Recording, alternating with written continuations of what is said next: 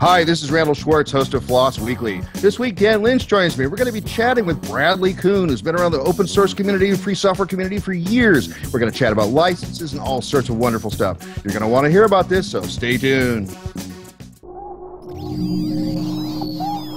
Netcasts you love. From people you trust.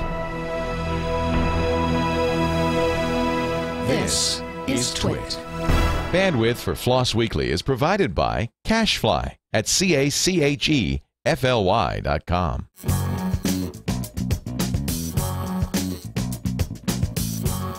This is FLOSS Weekly with Randal Schwartz and Dan Lynch. Episode 171 for June 22nd, 2011. Software Freedom Conservancy.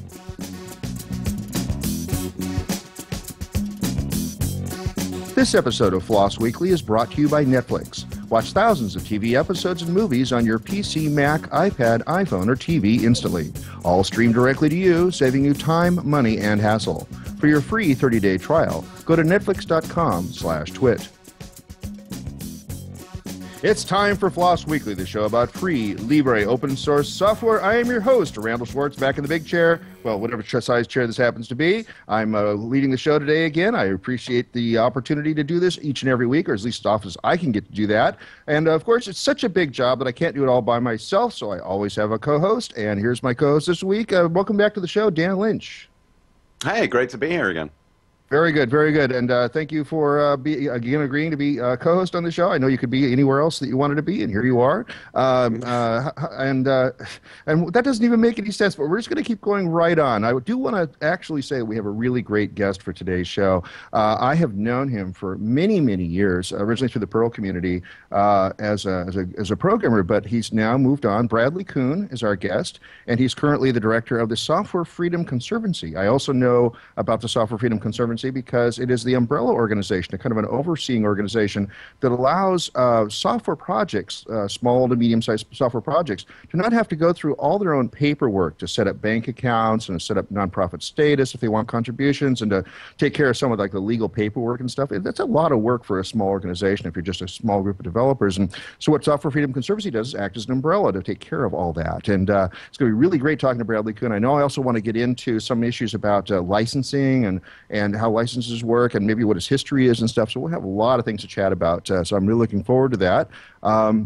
Before we bring the guest on, though, a couple things I want to do. First off, last week's episode was about Strawberry Pearl. And as we were interviewing the guest, I sort of made the point that with Active States Pearl, you were basically locked into their PPM. Well, I've since been informed by multiple pieces of email that no, Active State Pearl, you can, in fact, if you install an extra C compiler and all the framework for it, you can build normal CPAN modules now. That wasn't true many years ago, but it's true now. But the point about Strawberry Pearl is that you could just download it. It's all one big download. You already have all those tools. So that's really the difference between the two of those. So I just wanted to correct that. And also, before I get started, we have a sponsor this week. We have my favorite sponsor this week. We have Netflix as a sponsor as he's quickly trying to bring up preview to bring up the ad copy. Here we go. So this episode of FLOSS Weekly is brought to you by Netflix. Netflix streams thousands of TV episodes and movies directly to you instantly, which means that you save time, money, and hassle. There's several easy ways to instantly access streaming movies and TV shows with Netflix. You can watch Netflix movies and TV shows on your Mac, PC, or iPad. You can also watch on your iPhone. I do that sometimes when I'm traveling on mass transit. Not while I'm driving. Do not watch TV while you're driving. Okay. And some Android phones as well. If you have a gaming console, an Xbox 360, a PS3, a Nintendo Wii, you can watch Netflix right on your TV. I have a PS3 and it works really well. If you're not a gamer, you can watch Netflix on your TV with an Apple TV or a Roku. I have a Roku and it works really great on that as well. They're inexpensive, easy to use. With Netflix, you can watch movies and TV shows instantly using any of those devices. And you can also begin watching a movie or TV show on one device, then finish on a different one. So whichever way you choose to access Netflix, you can watch as many movies, TV shows, anytime you want, and you can cancel anytime. So we want you to try Netflix today for a 30-day free trial. Go to netflix.com/twit. That lets them know that we sent you there. Be sure to use this URL when you sign up for your free trial, netflix.com/twit. And we thank Netflix for their support of Twit and FLOSS Weekly. And we hope you enjoy watching instantly with Netflix. So let's go ahead and bring on our guest, Bradley Kuhn. Welcome to the show. Thank you, Randal. And where are we speaking to you from? I am in Brooklyn, in New York City, in New York. Great, great. And it's great to have you on the show after all these years. I know we've been trying to get you on for a long time, and I'm glad that Dan did some of the legwork behind the scenes to make that happen. So I gave just a brief overview of what I know about the Software Freedom Conservancy at the top of the show. So why don't you start with sort of just an overview and introduction about what it is and what you do there? So my favorite thing to say about the Software Freedom Conservancy is that we do the boring and annoying work so that open source and free software developers don't have to. And by that, I mean we handle the things other than software development and documentation on behalf of projects so they can focus on that. Most developers are best at doing that, so they should spend their time doing it. But they often want the infrastructure of an organization behind their work so that they can do things, the classic example being reimburse developers when they travel to conferences and make sure that if they get donations, those donations can be spent to help the project. Those are the kinds of things we do. And the way that we do it is through a nonprofit concept called fiscal sponsorship. Now, that's a weird word usually for people in the software world because you hear the word fiscal sponsorship and you think, oh, I joined the Conservancy and they give me money. Well, not quite, but close. What happens is we provide the infrastructure so that anybody who wants to donate to your project financially or any other way can do so through the Conservancy, and then the Conservancy handles all the nonprofit's issues and nonprofit paperwork so that you can act as a nonprofit organization while doing your free software project. I know from having set up a number of nonprofit organizations that it's a lot of paperwork. It takes a lot of work and a lot of documentation. There's a lot of filing that has to be done every year to make sure that happens. I'm on the board of both Linux Fund and I was on a couple of other nonprofits before that. But it's just a lot of work. So what you're doing essentially is providing, I don't know, would it be fair to call it an umbrella where people can sort of stand and stay out of the rain and still collect the money as it comes in?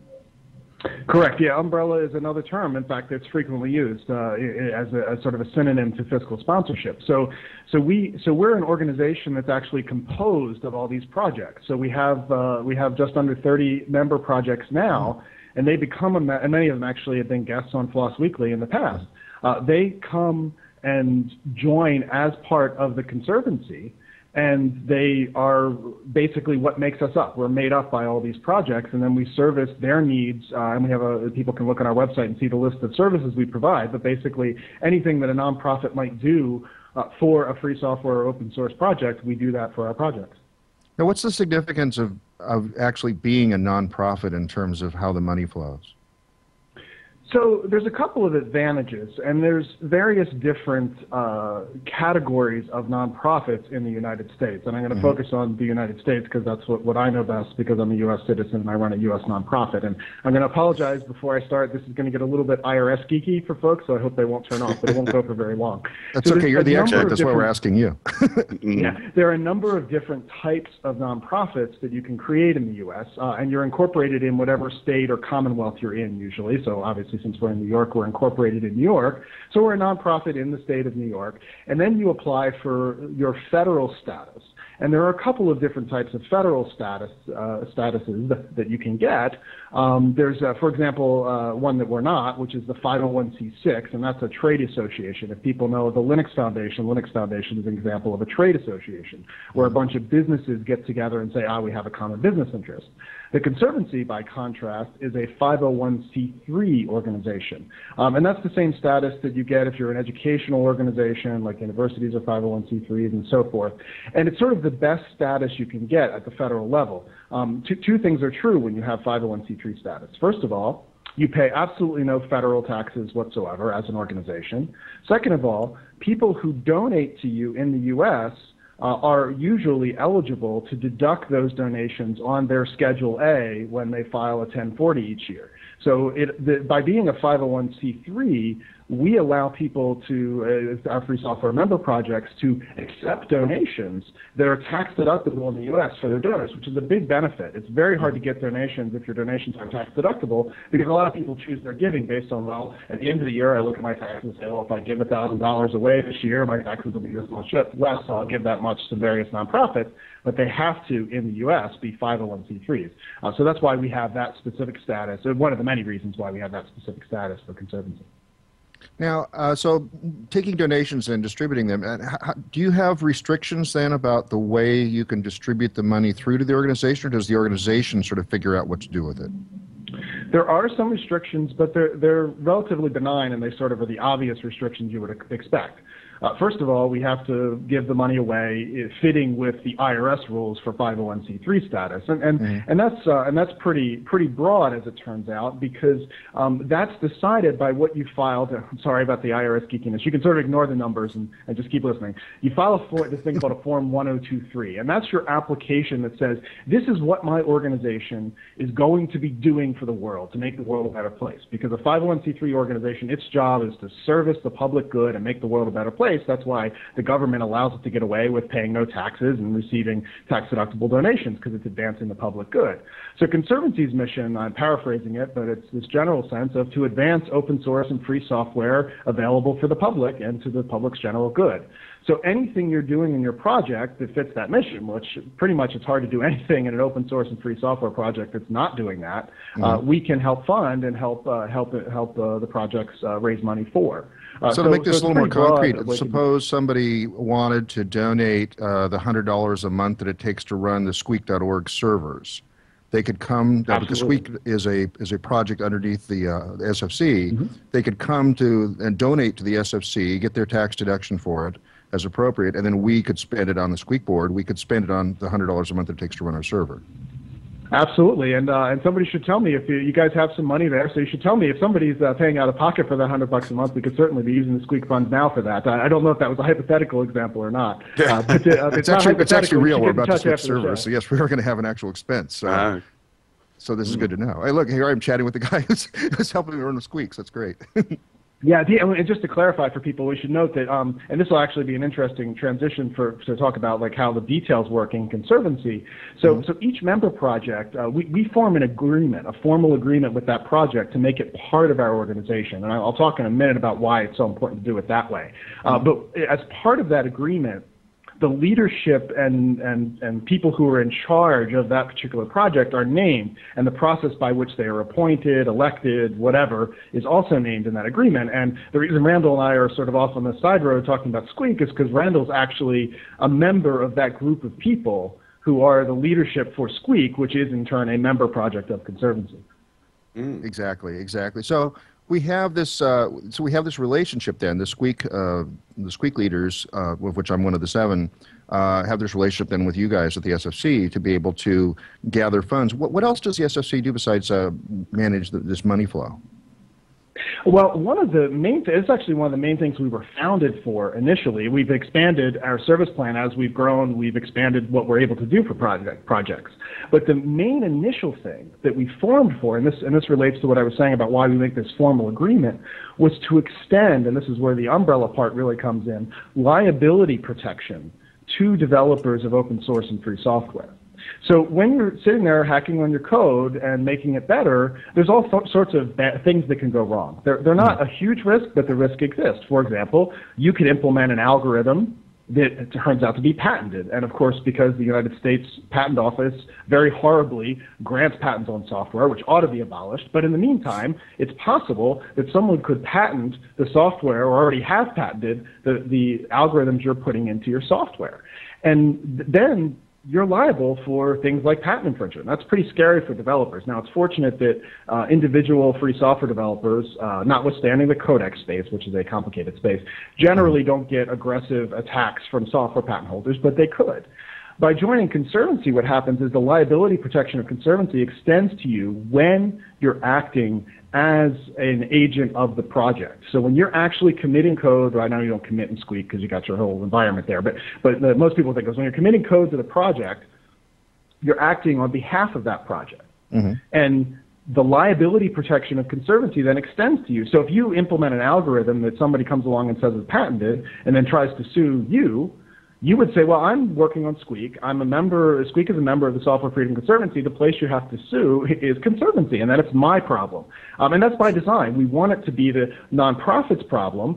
First of all, because it looks really horrible if you're suing a nonprofit, so we'd use that to make press about it. And second of all, we don't want developers sitting there worried about these things. We want you guys to work as best as you can on the code, and we'll be the lightning rod. If somebody wants to attack the project, they have to attack the nonprofit, and then it's my problem. Yeah, and I appreciate that especially too because again, being on the Squeak board, I have this interest in making sure that we can act as developers and contribute and cooperate and have a viable project. And I remember one of the things that we were concerned about was we went through a huge relicensing effort to try to get all the code in the Squeak base to a open source license. Some of it had been encumbered at Apple originally when they when they created the project, and some of it had been encumbered by Disney as it got carried forward. And but we went through this great relicensing effort, and we basically had to track down something like 170 people to get them to sign off on the new license. But we came up with something that was acceptable to you guys, saying here's all the paperwork. We've proven we've done due diligence. So we don't believe at any point here now that somebody's going to come back and say, well, I wrote this little section of code here, and I want to have a portion of whatever Squeak's being used commercially. We won't have that happen because we've done our due diligence to your satisfaction, and then you then provide the umbrella over that so that we can keep moving on and just do the guts of our project and not have to worry about your side of it. Quite correct. I mean, that was somewhat of a unique problem that Squeak had because of its history, but generally speaking, it's certainly true that with regard to accepting patches and licenses, if a copyright holder, so I talked about the patent situation, but also the situation under copyright, if a copyright holder says, oh, you incorporated my patch and I didn't mean for it to be incorporated, I didn't license it under your license, again, that would be coming to Conservancy and complaining, not to the individual developers, and Conservancy's job is to stand there and be the liability protection in that regard. Of course, that's not just the only thing we do. Obviously, that's how we started. We were just doing liability protection. Then we started doing this thing of collecting donations and reimbursing developers, mostly after we got our 501c3 status. But we've even expanded that further. What we're doing a lot now is we're actually becoming a hub for funding free software projects. So this relates to some of my philosophy about how free software projects ought to be funded. So I think it's great that companies contribute. In fact, we wouldn't have the open source and free software we have today if it wasn't for companies basically out of the goodness of their hearts contributing code into the projects. But I also think there's a healthy space for nonprofit funding of open source and free software. So in some cases, and I have a few examples I can give you in a moment, there have been large chunks of donated funds that have been able to actually fund developers for long periods of time to work on projects. One example is that for the past year, Matt McCall of the Mercurial project has been working full-time on Mercurial because of donations, both individuals and companies that have donated to Conservancy, and we're paying him as a contractor on a full-time basis to work just on Mercurial so he can focus solely on that instead of having to mix in. He does a lot of Linux kernel contracting. He didn't want to focus on that because he wanted to make Mercurial better, so he switched to just working on Mercurial thanks to funding through Conservancy. In the jQuery project, there's actually two projects being funded. The UI grid project, which is this thing to make basically a grid, a spreadsheet grid fully in JavaScript that can work in your browser. And they're working on that, and they're being funded. There's actually 3 people being funded currently to work on that full-time. And jQuery Mobile is being funded in part through Conservancy. So we've been able to collect enough donations for some of these projects that they're really funding developers to write code full-time. Mm. That sounds really cool. I mean, so Bradley, a lot of people will know you from your association with the Free Software Foundation. Funny enough that we're talking about nonprofits, it kind of fits in nicely. And I know you were formerly executive director of the FSF, I can't say it right, FS, I'll get it right in a minute. I can't seem to say it right. Yeah, of the Free Software Foundation for a while. So I'm curious to know that now that you're back as a kind of a director as well on a volunteer basis, does that kind of, come into your work with Software Freedom Conservancy? How does that kind of split work? Yeah, this is a classic example of when you wear many hats in the open source and free software world. And notice I'm saying open source and free software. If I wear my FSF hat, I would have to say only free software, of course. Mm. And I was speaking in my Conservancy role here, and that's why I'm being more broad. So I try very hard to keep the roles separate. There are times when I actually recuse myself from things with regard to Conservancy if it interacts with FSF. For example, if there's a GNU project that's talking to Conservancy, that's a FSF matter, and I recuse myself, and one of the other folks at Conservancy takes over that discussion.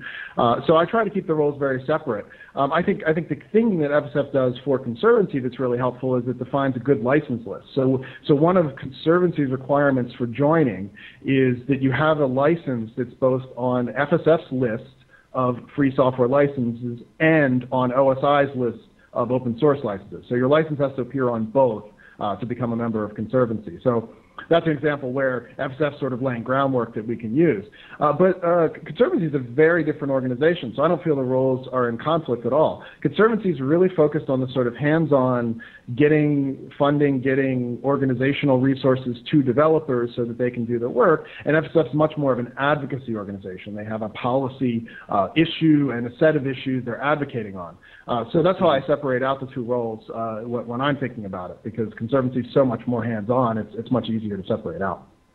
Oh, okay, that sounds cool. I mean, so to play devil's advocate a little bit, I didn't tell you this. I was going to ask you this before, Bradley. So we'll see how this goes. But I'm curious to know how it works licensing-wise, because obviously you're very much a free software guy, a GPL advocate, and so on. So if I'm a project and I don't license my stuff under GPL, does that affect my chances of becoming part of Conservancy? Do you have any kind of preferred licenses and things? Not at all. Our only rule is that rule I just stated. Your license has to appear on both lists, and of course FSF lists, this is often confused, FSF lists more than just copyleft. It lists every license that gives the 4 freedoms out to you, the freedom to copy, share, modify, and redistribute the software. So things like the permissive MIT license is on there, the modified BSD license is on there, the ISC license that OpenBSD uses is on that list. So all of those licenses are fine, and actually I think we're roughly half and half. I haven't actually done a count, but I think Conservancy memberships are about half copyleft, half non-copyleft. So we're pretty even-handed with that, and it's not. Obviously, all the code that's developed through Conservancy or through Conservancy funding has to be released to the public as free software under an open source and free software license, and that's required by IRS filing. We promised the IRS we would do that, so we have to do that. But the fact that we're releasing it under permissive licenses, and we know that people make proprietary versions out of that, that's completely acceptable as long as the code that the project is actually developing is released to the public under an open source license. That's all just fine. Mm. Oh, that's cool. So it's good to hear that there's no kind of pressure to use one license or another. I know it's something that some people may worry about. So I was curious to know a little bit about if we can kind of step back a little bit. This is interesting because obviously we know each other pretty well, and I've interviewed you at other occasions, so you may get some of the same questions we're seeing. So I want to talk a little bit about your kind of history in free software, how you became involved in it. So let's take it logically and go right back to the start. So how did you get involved in free software, and how did you become exposed to it? So it's funny because it relates up to my Conservancy role. So when I first got interested in free software development, it was the mid-1990s, and I actually got involved in the Perl community, which is where I know Randal from. Initially, I got on the Usenet news groups for Perl and started posting around there, and Randal was basically the hero of the Usenet groups on Perl, answered everybody's questions and all that stuff. I still don't know to this day how he had all that time to answer all the, because like you'd log into Usenet and Randal would have answered like 20 questions. Like it was hard to actually answer people's questions because Randal. I didn't have a life. I gave up the rest of my life with doing that, so that's how. Yeah. But that was just such an amazing community to be involved with. Randal knows well that the Perl community in those days was really the perfect example of an open source and free software. I mean, the term open source didn't exist then. It was a free software community that Larry created, and it expanded to having people like Randal involved, and it was amazing to see. And I got into Perl very early on. Just as a developer, I was interested in the language. And the thing, though, was it was actually kind of hard to get involved in contributing code in those days. It sounds bizarre to people today because you just log on to Gatorius or something and you click fork and you can check out a clone and you can be off in your own branch and then you can contribute patches. It's so easy now. In those days, it was difficult. Larry Wall, for example, just to use the Perl example again, told me once that he sort of had to sit and write Perl 5 himself. There was no way to collaborate. He didn't have anybody nearby him. And if he waited for a Usenet post to go out and come back, it would be 24 hours. So he sort of had to sit there and work on it himself. And it was true in the GNU project as well, which I was also interested in. It was difficult to get involved in development. There was already sort of everybody was working, and it was hard to get into the code base and contribute patches in real time. So I wrote to Stallman at FSF and said, well, I figured, well, the best way to get involved is to ask somebody what they need the most. And I said to RMS, well, what does FSF need the most right now? And he started, the first thing I was the webmaster for the GNU.org website because there was no webmaster, and that's what was needed most. So I consistently, throughout my career, just sort of looked around and said, well, what's the thing that nobody else is doing that's really important? And I'll just do that, even if it's not what I like the most, even if it's not my exact skill match. I'll just learn how to do it and do it. And so over time, I basically was an invaluable volunteer to the FSF because of my willingness to do that. In the late 90s, I got involved with GPL enforcement because not many people were doing that, and I could talk a little bit more about that in a minute. But Stallman started sending me these GPL enforcement things he wanted me to do and help him out with, and I did. And then slowly but surely, he hired me to be his assistant, which was yet another job no one else wanted to do. And I did that for a while, and then he promoted me directly from being his assistant to being vice president of the organization, which is the fastest promotion and most level jumps I've ever gotten in my life. And then about 3 months after that, I was named basically the first executive director, at least the first person ever to hold that title at FSF. And the rest is somewhat history. I did that for 5 years. I was at another organization called the Software Freedom Law Center for 5 years, and then Conservancy was getting established. I was doing the work as a volunteer while I was an SFLC employee. SFLC helped us get Conservancy started. And after a while, there was so much Conservancy work that eventually there needed to be a full-time executive director, and that happened last October. Well, that's very cool. And I don't know if you've told this bit of the story before, if but when I've asked you that before, you've often told me about the title of executive director was at FSF was kind of I don't know. It was mainly given to you because there was a funny story around the problem with the title you had before. Are you okay with talking about that? Yeah, so this relates to GPL enforcement work. So I started doing the GPL enforcement work, and I would write to these people who were violating the GPL, and I hope we can talk a little bit more about GPL violations in a minute. But when I would write to them and tell them they were failing to comply with the GPL, they wouldn't take me that seriously because my .sig file said assistant to Richard Stallman. And I went to Richard at one point and said, well, hey, these people aren't taking me seriously. Can you just give me another title that sounds a little more official? And he looks at me in a very RMS sort of way and says, okay, well, maybe I should just make you the vice president because that makes the most sense. Okay, you're vice president now. So that's how I ended up with that fast promotion. Was Richard just decided, oh yeah, that sounds like the most sensible thing to do. So yeah, an executive director is something that I later asked for because that's sort of the more common title for the person who's in the day-to-day charge of a nonprofit organization. So I suggested that to Richard. I guess about 3 to 6 months later after the situation I just described. Okay, cool. And you mentioned that you were you kind of consider yourself a developer, but you are doing the work that kind of the boring work, if you like, the developers don't want to do. So, do you still get time to program and to develop on things as well?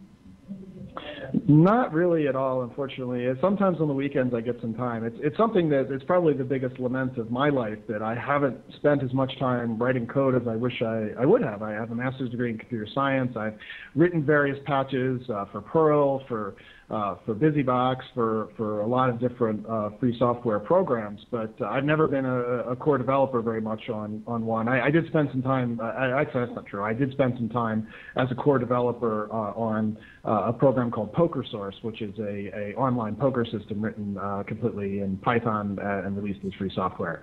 So I did do some development on that, but that was just sort of a game, so it doesn't feel like it's real programming, I guess. And lately I've been playing around with GNU Bash because I have some features I want to add to Bash that really have annoyed me for years. But it's only little patches here and there, unfortunately, that I get to do. And I sort of see it as my job because I think everybody who enjoys programming, which I do a great deal, would rather be programming. No matter what you're doing, most of the time, you'd rather be programming. And that's somewhat true of me, but I also see this need for there to be a nonprofit hub for free software projects to get services to have for nonprofit issues. And so it's so important that I'm willing to sort of give up what I'd rather be doing to continue doing this work. It was a bit of a leading question in a way because I've heard you mention that you were working on Bash at the moment, and everybody needs Bash, don't they? So, I thought I'd get that in there. That's really cool. Yeah, something else I'm working for Bash is I don't think anybody else needs it. I have my entire Bash history going back to 2003. And the problem is Bash takes forever to start up now. So I'm working on a patch to basically read the history more incrementally, not all at once when it starts up. But I'm probably the only person in the world who's crazy enough to keep his Bash history all the way back to 2003. That is an impressive history. I'm just thinking to myself, would I ever need to sit there and think, what was that command I typed back in 2004 around Christmas time? So yeah, I suppose. Well, that's the whole beauty of free software and open source. If there's a need, and you can, scratch your own itch, as they say. So that's very cool. I had a little question to do with the kind of similarity or the difference between Software Freedom Conservancy and a body that some people listening may also know, which is SPI, or Software in the Public Interest. I was very fortunate to have a sit down and a chat with Bidel Garbi, who runs that at FOSDEM, and I was curious to know, because they're doing something, as far I don't know much about what they do. It's something similar. So what are the differences and similarities between what you do? So SPI is very similar in that it's also a fiscal sponsor organization. I should also mention the Apache Software Foundation is very similar in this regard, because it has an aggregation of many projects. Mostly there are different tweaks on the same model. So one of the things that's true about a software in the public interest, SPI, is they tend to have a much more hands-off kind of approach to fiscal sponsorship. So they don't have as many services. So they have a smaller service plan. They're mostly there just to collect donations and to process those donations and pay them out for the project's goals. They don't do the liability protection. They don't do GPL enforcement, which is one of the services the Conservancy does. They don't do pretty much the other things that are on our service plan. But it also means that it's a much more informal relationship. So to join Conservancy, you have to sign this formal paperwork, and everybody has to agree and all that sort of thing, and they have to deal with me a lot and to communicate a lot. SPI, you pretty much only have to talk to them when you want them to pay out any money. And that's better fit for a lot of projects, and that's completely reasonable. If that's the better fit for your project, I've even referred projects to SPI, because if all they really want is to accept donations and be able to pay them out, SPI is a much better fit if that's the only thing off of our service plan that they want. Other than that, I think SPI and Conservancy are very comparable and similar. They just have a smaller service plan. With regard to Apache Software Foundation, they're very different because they have a much more, in some sense, they're more formal than Conservancy, because you do have to relicense under their license, under the Apache software license. You have to go through their incubator process to join, and they don't accept directed donations for their member projects. So if you make a donation to the Apache Software Foundation, it goes into Apache's general fund, and then projects apply to receive grants out of that general fund. By contrast, Conservancy, you can donate to, say, jQuery. So if you go to jQuery's website and you click donate, that donation is going to be earmarked for jQuery, and the jQuery team decides who receives the funds from that. And of course, this is a downside to Conservancy somewhat, because our general fund is much smaller than our project fund. So I do encourage people to go and donate to support my salary and support the work that we're doing in the general thing by going to sfconservancy.org/donate. But most of our donations are actually directed at our projects, not to our general fund. And so that's a real difference between us and Apache in that regard. But the only thing I want to add to this point a little bit is that I think it's really important that we have lots of different options for these types of organizations. A lot of people have encouraged projects to stop starting their own nonprofits, because it's very difficult to keep a nonprofit going long term.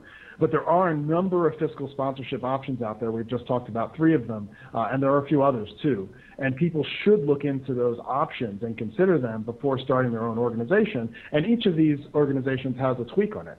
And frankly, everybody's going to get full over time.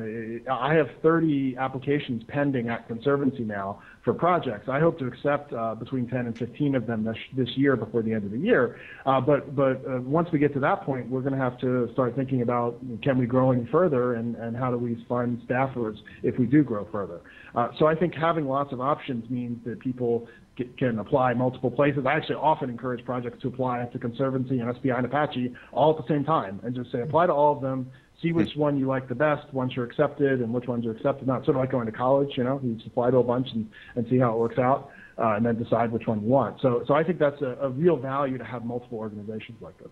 Since you brought up the funding a moment ago, I'm curious as to how you get paid, and is there, like when somebody donates directly, say, to Squeak or to jQuery, is there can you talk about, like, is there a portion of that gets set aside for the Conservancy itself, or is it all passed directly through? It's well, it's not. It's funny you said a buzzword that the IRS hates called pass-through. None of our donations are pass-through because pass-through to the IRS, pass-through means there's no oversight. And of course, I'm overseeing all the donations to all the member projects and making sure they're being spent in the right way and so forth. So none of them are, they're pass-through. I know the sense you mean it, and it probably is in the sense you mean it, but not in the sense IRS means pass-through. I'm sorry for saying the wrong keyword then. Explain how it actually works, and then just go from there. Yeah, the IRS is the IRS, right? They love to have buzzwords and things and weird acronyms and all that. So yeah, that's one of those cases. But yeah, as far as earmarked is the better phrase. So if somebody gives to an individual project, it's earmarked for that project. And we designed Conservancy that the developers, the leadership team of that project are the ones who decide how it's spent. Now, it is true that, fortunately, some of those leaders have decided to donate some percentage back to Conservancy's fund. And generally, that's between 5 and 10% if they're donating back at all. And we have some that are giving 0%, quite a few, actually, that are giving 0% back. And we don't begrudge them that, especially if they're a small project. I mean, a great example is a project that gets, say, $500 a year in donations. Whether or not I get 25 or 50 bucks into the general fund from that, it's not going to make a difference in make or break for Conservancy. I'd rather see such a small amount of money, all of that go to help the project. And also, they're not making much work for Conservancy by having $500 a year being managed. I mean, at best they can pay for their servers, and that's about it. So from that point of view, I encourage projects that aren't really big on don't have a lot of donations coming in to just keep it all. Don't bother to give back. But ones that are bigger, I do ask them to give back, and they do when asked give back some percentage of their donation. We also accept donations from everybody, from the general public, from corporations to Conservancy's general fund itself. A number of companies do give. Some of them like to be said that they give, and some don't, so I tend just not to say any of them specific by name. So we get some money that way, and then people donate to general fund. We don't get as many donations to the general fund as we do to individual projects, but if people like what I'm talking about and are glad that I'm out here doing this, I hope they will consider donating to the general fund. But at this point, we have enough funding to fund one person. I'm a very conservative fiscal nonprofit manager, so I always make sure there's a year of funding in the bank before I start. Before I started working in Conservancy, I made sure there was a year ahead to pay my salary, and at all times I make sure there's a year budget in the bank because you never know what's going to happen in the nonprofit space. So we're stable, but I'd like to grow. We'd like to have more staffers if we could. I tend to work 12 hours a day, and it would help to have more people, but I'm not going to hire until we have the funding. So I hope people will donate. So that's I suppose that's enough of please donate pitches. I apologize if I went on too long with that. That was a pretty good pitch there. I'm also then curious. So if you're collecting the funds for the 20 groups, how can people get money to you? Do you have various? I mean, do you take credit cards? Do you take cash in an envelope? How does that work? Yeah. Cash in an envelope, it's hard to track, so I prefer not to receive that. We do take checks in an envelope. You can put a check in the mail, and you just put in the memo line what project you're earmarking it from. That works fine. Every project, we give them a specialized PayPal button and a specialized Google Checkout button, which they can use. And, of course, you can use PayPal and Google Checkout to pay with credit card. I've looked into credit card processing. It's actually somewhat more expensive than doing the credit cards through PayPal or Google Checkout. And in fact, actually, Google Checkout's kind of cool because if you're a 501c3, you get no fees from Google Checkout. So it's basically a donation that Google Checkout's making to nonprofits. So if people give on their credit card to any Conservancy project through Google Checkout, there's no fees at all, which is really nice. And that basically means more of your money goes to work. So if people do want to give by credit card, I encourage them to use the Google Checkout option that they think Visa and MasterCard to do it that way, because that way we get more of the money. Because I think a lot of people don't realize that there are huge, usually between 5 and 8% fees that are taken from every credit card transaction when you use your credit card. So Google Checkout's the best option with regard to credit card payments, and you can put a check in the envelope too. That works as well. We take wire transfers. If anybody wants to make a wire transfer, they just email me, tell me what project they want to go to, and we'll hook them up with the wire transfer information. And also, how does it work internationally? I know that you have the nonprofit stated in the U.S. Is there any equivalent for that internationally, and are you able to do that, or is this just going to help the U.S. people? So I've been researching that question for many years. It is a complicated issue, and it's really tough. So currently, anybody in the world can donate to Conservancy. There's no restrictions on who can donate. But the tax benefit for donors, i.e. being able to write it off on your taxes after you donate, that only exists in the U.S. So I've looked at how to do this in other countries and how places like Amnesty International and other organizations that exist, and what they do is they form a nonprofit in every jurisdiction. So I work with one of our board members, Loïc Vachery, who's in France.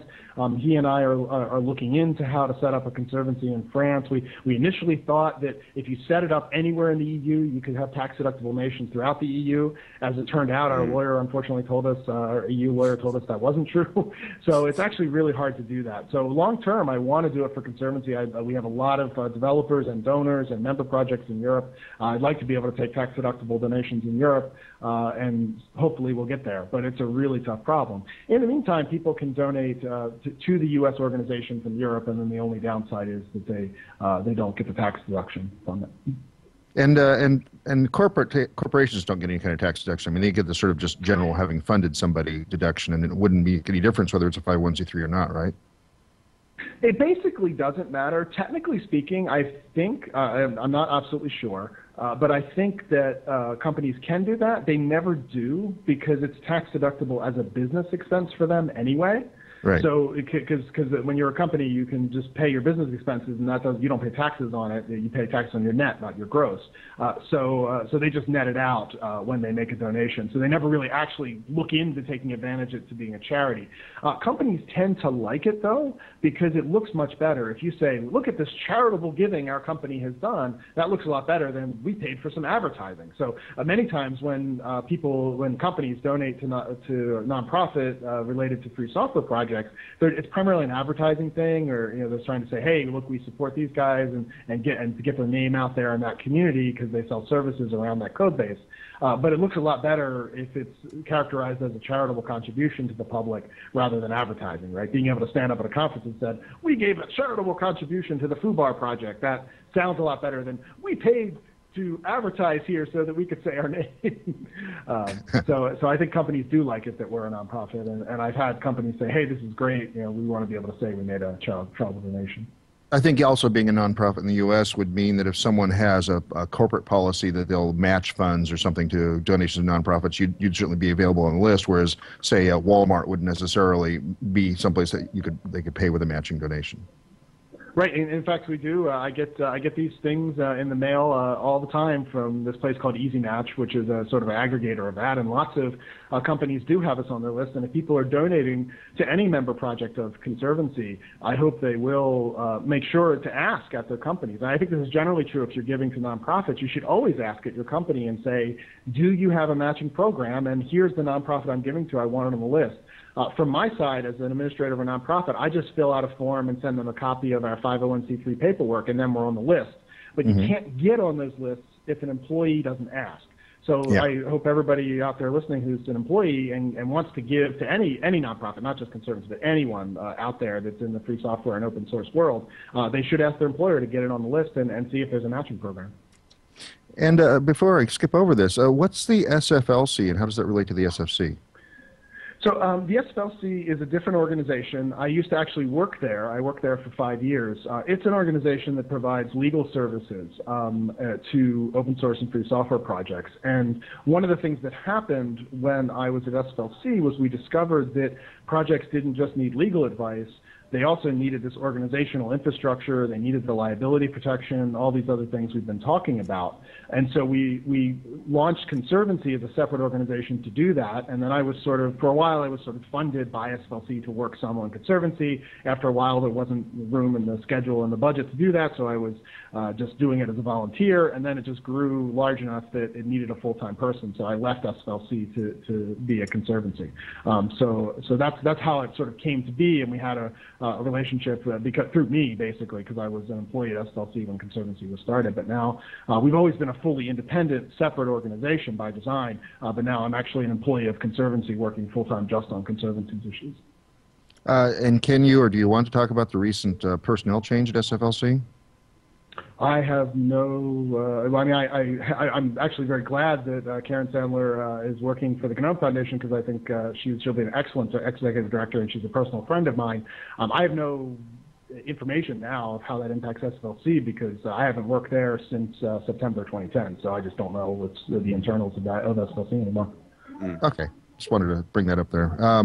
Let's see. I think it's great that Karen's the executive director of GNOME GNOME Foundation because she'll do excellently in that job. And I have a blog post up on my website if people want to read more about my opinion on that specific thing. And I also just want to say that, earlier when you were saying you were getting geeky IRS-wise, you could have pointed out that 1023 is 2 to the 10th minus 1. That's a good point. I have actually, Randall, I've actually thought that before. I didn't think it in that moment, but I have thought that before. I was like, I remember when I first learned what a 1023 was, I was like, why didn't they make a 1024? It would have been such a nicer number.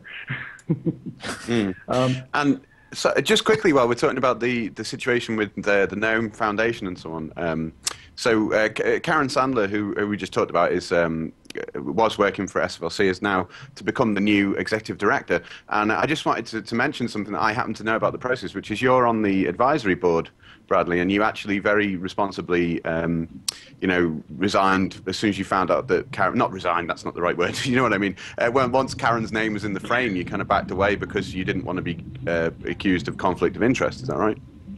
Yeah, I've been a volunteer in the GNOME community and on the advisory board for some time, and as part of that role, I was asked to serve on the hiring committee specifically, and that's the thing I did resign from, the hiring committee for the executive director. When Karen's name sort of became the forefront of the list, I actually resigned from the hiring committee because I know Karen so well. I was like, I sort of told her what I thought. I was like, I'm completely biased. I think Karen's wonderful, but I should resign from this committee because I know Karen too well, and I really can't be on a hiring committee. The last thing I wanted was to be in the middle of her salary negotiations being her personal friend. So I was like, I'm out of here. I got to resign, but I hope you hire Karen, and I'm biased.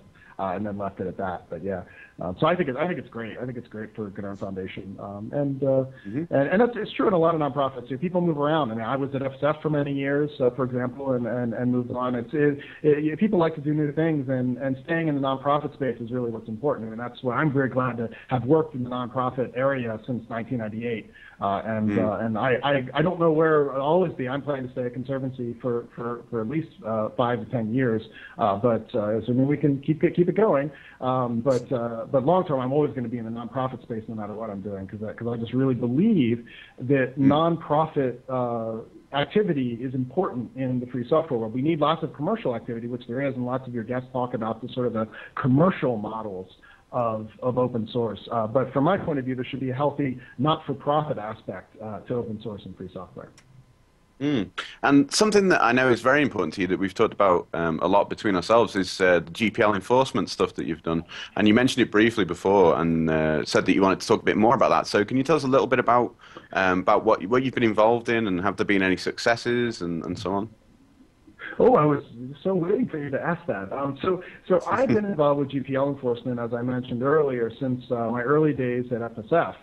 And I believe strongly. I know Randall's views on copyleft, and he can give me a hard time about it if he wants. I'm happy to debate it. But if you believe that copyleft has any validity at all, like it's a valuable thing in the world, which I do. I know Randall maybe doesn't, and that's okay. There's nothing wrong with that. We can disagree. But if you believe copyleft has some value, it needs to be complied with. People need to follow it. The whole idea of copyleft is you use the copyright system to make sure the software stays open source and free software.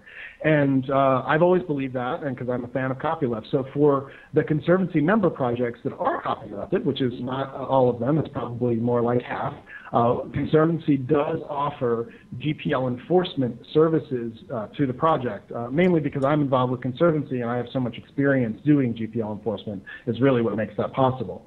So BusyBox is the project that takes the most advantage of that, although some others do as well.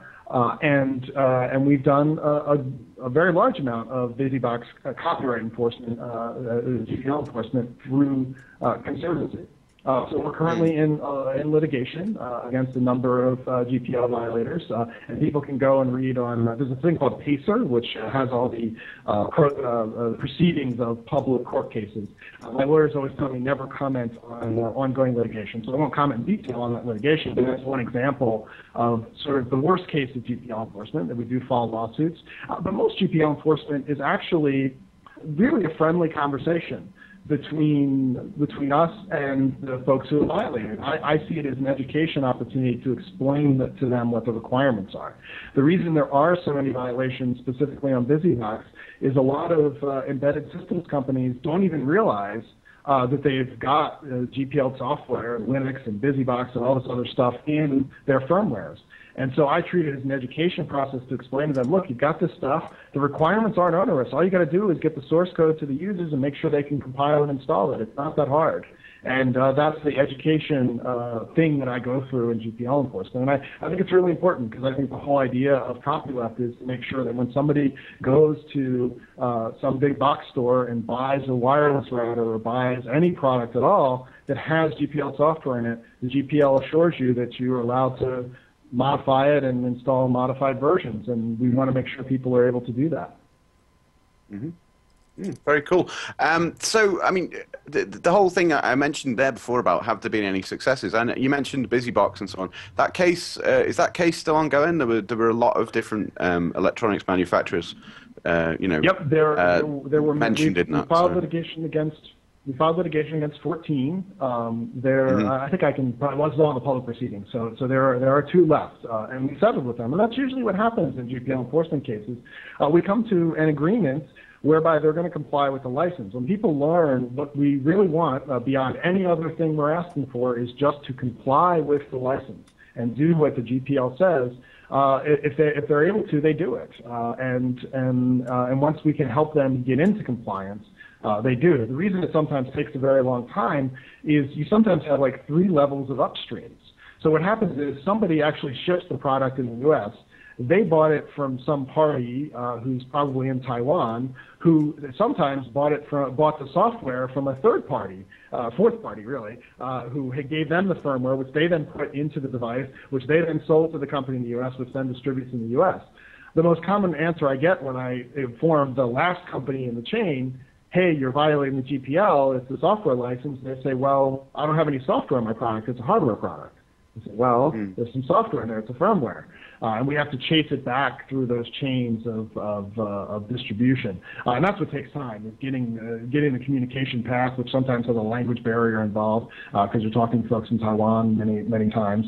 And you slowly but surely have to convince them, look, you have to get the source code package together, it has to build, it has to install. And that process is really what takes all the time. But the willingness to do it is usually there, and we usually get compliance. So there's tons of successes all the time in enforcement. One of the things we don't do is sort of admonish people publicly for having violated the GPL. A lot of GPL enforcement work is done privately, mainly because we don't want to badmouth companies if they just made a mistake and they want to learn what the rules are and get into compliance and do the right thing. So we tend to do most GPL enforcement without going out in public and saying, hey, these guys are violating and we're going to go after them. The only time it usually becomes public is when we file a lawsuit, which is usually in pretty much, I'd say, between 5% or less of the cases where we actually have to file a lawsuit. It's probably much less than 5%, probably closer to 1%. Right, yeah. It's something that I know is you've often said to me is very important to you, is not to kind of bash people over the head and make them look bad in public without first contacting them and helping them to come into compliance. I know that's a big thing for you. It's a kind of, it's not about attacking them. It's about trying to helping them understand that they're making a mistake and this is why and how they can fix it. But something else I wanted to ask you about, which I know you were involved with, is the Affero GPL and its effect on web services and so on. So can you tell us a little bit about that? Because these days, web services are kind of taking over the world, it seems, and we're all running proprietary web services, albeit maybe on a free software desktop. So how does that affect things? So I think that I should note that there are no Conservancy projects that are on the Affero GPL. It's really off topic from Conservancy to answer the question, but I'll answer it anyway because this is one of these cases where, through my involvement of FSAF, I was involved in a different thing that's unrelated to Conservancy.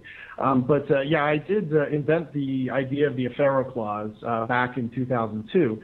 And the problem that came up was this guy named Henry Poole, who's now on the board of directors of the Free Software Foundation with me and many other people. He originally came to the FSF and said, hey, I want to start a project, and I want to make sure it's free software. And I would use the GPL normally, but it's going to be a web services project. So when I release the code and somebody else puts it up on a web service, the GPL sort of functions the same way as like the Apache license in that case. There's nothing wrong with the Apache license. I'm surprised Randal hasn't come into me about copyleft. I was hoping to debate Randal about copyleft. It's coming up. It's coming up. It's coming up. Okay. But so if the point is that with regard to web services, the GPL and the Apache license are basically the same, because the GPL is centered around the concept of distribution. So if you put a web service up, you don't actually distribute that code to your users in the usual case, which means if it's GPL or Apache license, your requirements are the same. That's by design. The GPL was designed to be that way, to always trigger on distribution. Well, there was this idea with the Affero clause to say, well, if the program has a feature to give its source code out, make it so that you can't remove that feature in future versions. And that was the idea, to make a copyleft for web services. So it's a stronger copyleft than even GPL. So if you don't like GPL, you probably really hate the Affero GPL, because it takes copyleft one step further.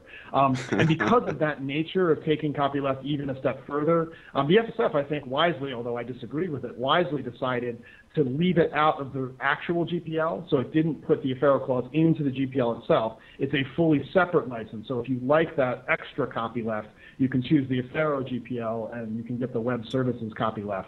But if you just prefer the usual thing that we've been used to for all these years about how GPL works, you can just choose the regular GPL. So that was a decision that actually this Stallman made, because we felt like it wasn't right to add this clause, because it would have surprised people. So we made it a separate license. You know, I'm going to shortcut your entire debate about the GPL. I believe that the GPL is appropriate for many situations. I have an opinion that there are some commercial situations that would not be able to take advantage of GPL code, and if you want your code used everywhere, you pick a non-copyleft solution. That's all. It's a choice by the author. Yeah. I don't have any problem with people choosing the GPL or choosing more BSD-style licenses. I just want people to be aware of the fact that if they choose the GPL, there's a lot of places I've worked that wouldn't be able to take their code. Oh yeah, so we're much more. All these years we should have had this conversation, right? Because I thought we were in less in agreement than we are. I'm actually in full agreement with you. I believe that if your goal is to get your code used as many places as possible, a permissive license is a much better choice. Exactly, and that's all I've ever argued. It has no barriers. And there are cases where that's really important. For example, it's really good that let's take Ogtheora, for example. It's really good that's under a permissive license, because the codec issue is so bad that there are so many patent-encumbered codecs that you want a patent-unencumbered codec to be available to as many people in as many ways, and it doesn't even matter if the code's proprietary or free. You want that codec out there. So there are a number of examples like that where permissive licensing is a better choice, because the goal is to get the code adopted as quickly and as widely as possible, and that's more important than copyleft. I always say copyleft isn't a moral principle, it's a strategy. Yes. The moral principle is giving people the freedom to copy, share, modify, and distribute. I believe that's a moral issue. But how you get that done, that's a question of strategy, and different strategies work better in different contexts. And since I've got somebody who thinks a lot about this, where would you put the EPL? Would that be kind of in between permissive and restrictive, or what? So the EPL is yes, in between, and like the LGPL. So when you go from the spectrum to, you sort of start with the AGPL is basically the strictest copyleft. We just talked about that, and then you go all the way to the other end of the spectrum. You have things like the ISC license, which OpenBSD uses. There's actually this license called the Do What the F You Want license. It actually says the word in the license, but that's like the full spectrum, right? And you could sort of land anywhere on that spectrum and say, well, this is where I want it. I would say like the LGPL is sort of right in the middle of that spectrum. The Apache license is sort of halfway between LGPL and ISC license, right? So it's in the middle there because it's a permissive license that has a patent clause and so forth. So there's sort of like this linear spectrum that you can look at. The EPL is sort of, people debate this, like where it falls in that spectrum. My view is it falls close to the LGPL but closer to GPL. On the GPL side. So it's sort of like maybe 3/4 in the way towards LGPL. The EPL is more of a copyleft than Mozilla public license, for example, which is very liberal. It's more liberal than even the LGPL. So the EPL is a little bit more conservative. Now, this is a hotly debated topic of how strong the copyleft is in the Eclipse public license. So my view will not be shared by everybody. Richard Fontana is probably freaking out on Identica, saying, no, he said it wrong. The EPL is not like that. But it's a question of interpretation, how strict of a copyleft it is. Very good. I'm really glad we brought this up, though, because talking to an expert here is I've had a lot of requests over the years where people say, "Can you just kind of explain all these licenses?" And it's like, well, hey, now we've got the expert. Thanks for coming on the show and explaining that for us. But before we let you go, we're running low on time here. But before we let you go, I hear you have some sort of podcast. So Karen Sandler, whom we mentioned before, who's just become the executive director of the Gnome Foundation, she and I host an audio cast. It's available in MP3 too. We call it an OGcast because we like the OG format, but it's available in OG and MP3. That's on fife.us, FAIF.us, which stands for Free as in Freedom. And we talk about mostly policy issues. So if your listeners are interested in these issues of what licenses are and how they work and how projects set up nonprofits and what their policy questions they face are, and we just covered this issue of LibreOffice and OpenOffice and the politics behind it. So we're sort of like I think of us as political pundits of open source and free software. That's sort of what we do. And also Dan Lynch, who's here with us on FLOSS Weekly, he is our producer on that show. And now occasional co-host, but not very often. But he's our producer, gets it all sort of up there for us and the audio together. So I hope people will think about listening to that if they enjoy podcasting. If they're listening to this one, they might want to try that one out too. Well, that's why Dan poked me in Skype to mention it. Yeah. I thought there was just an innocent question there, Dan, but I guess you're right. No. Okay. Well, Bradley, it's been really great having you on the show. Is there any last thing you want to tell us before we have to let you go? Sure. I think if folks want to read more about me personally, I have a blog on my website. My website is ebb.org, ebb.org/bkuhn. And you can find me there. And I don't use Twitter because it's proprietary software because, as we established, I'm kind of a free software zealot. But I am on the thing called Identica, and you've had Evan of StatusNet on before who's talked about Identica. So if you want to follow me there, I'm at Kuhn on Identica. Very good, very good. Well, it's just been a pleasure having you on the show and explaining a lot of these issues I've been sort of curious about for a while. And good seeing you again, or good hearing from you again. We bump into each other occasionally at conferences and things. So I'm glad to be chatting with you today. So thanks for coming on the show. And thank you, Randal, for everything you've done in free software. I'm probably aware more than most people of how long you've been involved and how much you've given of yourself. I think all the way back to those Usenet days I was talking about, and I really appreciate how much you've given to free software. And Dan, you are the man of podcasting in free software, so I appreciate all you've done too. So, and thanks so much for having me on. I'm not going to compare myself to Randal in any way, but he's done far more than I have. But let's stop before people start getting upset and nauseated by us. There's a delta in your age. I won't say how big that delta is, but there is a delta that's non-trivial. I won't embarrass Randal by saying how big it is. I still have my natural color hair, though. Anyway. He does, yeah. You have hair. Brad, now I'm humbled. It's like I can't continue after that, but thank you very much for coming on the show. Thanks a lot for having me. And that was Bradley Kuhn, who's the director of the Software Freedom Conservancy. Really great conversation. What do you think, Dan? Yeah, obviously really interesting stuff. And it's a strange situation because obviously I'm a good friend of Bradley's and we kind of work together a lot. So I tried to make it not too much of a softball conversation. But I didn't realize your relationship through the Squeak, the Squeak project and so on. Mm-hmm. That was really cool. Yeah, it's great. I mean, having been on a number of nonprofit boards, I know how difficult it is to get all going. And when we were looking at what we were going to do with the Squeak organization, because we were no longer, we were getting big enough that we were sort of could have been a target. I thought, well, let's get some wrapping around this. Actually, that started happening before I was elected to the board. So I was just sort of helping to make it all come through. But I remember doing a lot of work to make sure that went forward. Yeah, so I know Bradley from historical things and current things. So it's all working out. In fact, I just got email from yesterday about the SFLC personnel change, was why I asked about it. So yay. So speaking of guests, my awkward transition for the day. Unless you have something else you want to talk about, Bradley, before we wrap up. No. Fire away. Okay, very good. Yes, we have a huge list of people for Q3. I have been working my fingers off getting all these mails sent out so I can get them all slotted in. Next week, I won't be here. I'll be in Brazil about 2 days after the Floss Weekly taping. I'll actually be giving a talk called Lessons Learned from Flossing Weekly. And I'm abstracting all the interesting things we've come across in the 170 shows we've had so far, and also talking a bit about the production, like what happens behind the scenes. I'm actually going to refer to Linux Outlaws show number 200 because you had a great behind-the-scenes description there. So I'm going to talk a little bit about that in my talk, so that'll be fun. We have, Aaron Newcomb's going to sit in the host seat. Actually, we don't know who the co-host is. I guess he hasn't asked you yet, but Dan may be the co-host. We don't know who the co-host is for next week, but it might, or it will be Dan again. But we got Travis Tidwell talking about MediaFront.org, and I've lost my notes on it. Do you know what MediaFront is? I don't know. I wasn't expecting you to ask me. I could quickly Google it if you like. You can Google any of these, I think, is a way to find out about that. Yeah, Neil Gump is coming on a couple weeks after that. Nano CMS, Content Management System. Paul Beckingham and Federico Ternandez are going to talk about Task Warrior, which is a to-do manager. We're going to try to do a live show from OSCON on July 27th. Simon Phipps has agreed to co-host that. We're going to try to put together the same thing we did last year, which is we'll be like live from the floor, and we'll try to get some interesting project. People tend to make announcements there, so we're going to try to get one of the people that's making an announcement there. So it'll be a timely show. Again, don't know who the guest will be until we get there.